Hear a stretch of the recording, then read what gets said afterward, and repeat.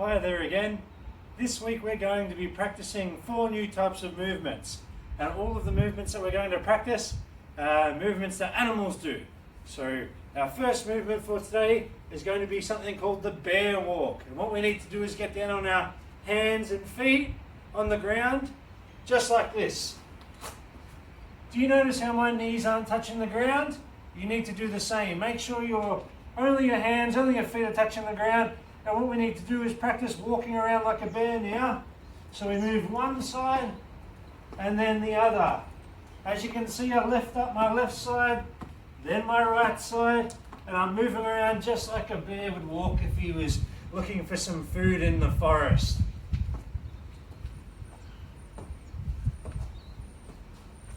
And I can even go backwards,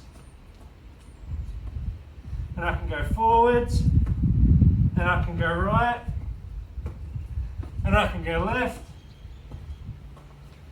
So I want you to have a practice of that now, okay?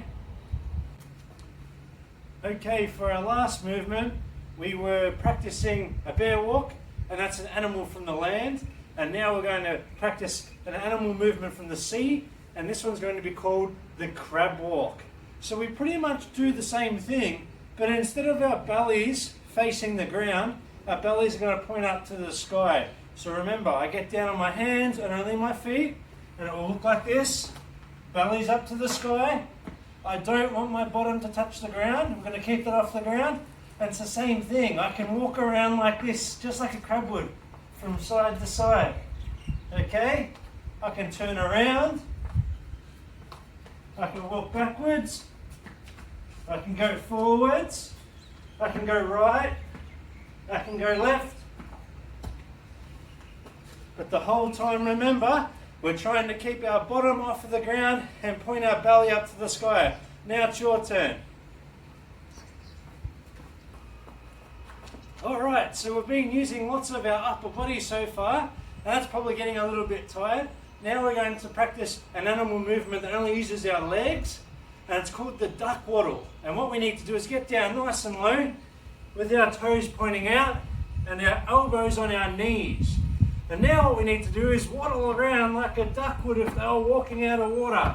So we can waddle the whole time. I'm keeping my hands up, keeping my elbows on my knees, and I'm waddling from side to side. And notice how I stay sort of in a seated position. You'll need to do the same. Your legs will start to get a little bit sore, but I'm sure you can do it. So remember, we're down here, elbows on our knees, toes pointing out a little bit.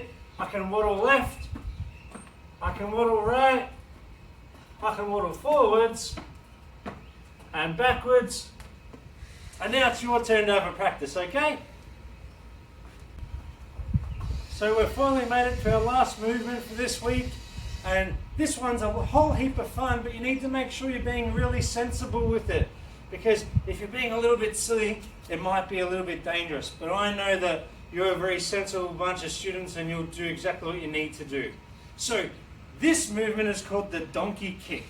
And what you'll need to do is sort of like the bear walk. You have to get down on your hands and feet, but this time we're not actually moving around. We're just going to lift our legs off the ground and do a little bit of a kick and put them quickly back down.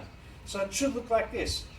I'm on my hands, I'm on my feet like the bear walk, but this time for the donkey kick, I push up, I kick, and I put my feet back down. Push up, kick, put my feet back down. Up, kick, feet back down. And did you notice that my knees never hit the ground? My feet were the only things that touched the ground, and my hands. So when you do this, you have to try and do the same. But remember, be sensible with it. Don't go too high up in the air, because you might tip over, okay? Now it's your turn to show me all your amazing animal movements. Send a film through on Flipgrid of your favourite one, and I'll have a look at it, okay? Can't wait to see them all.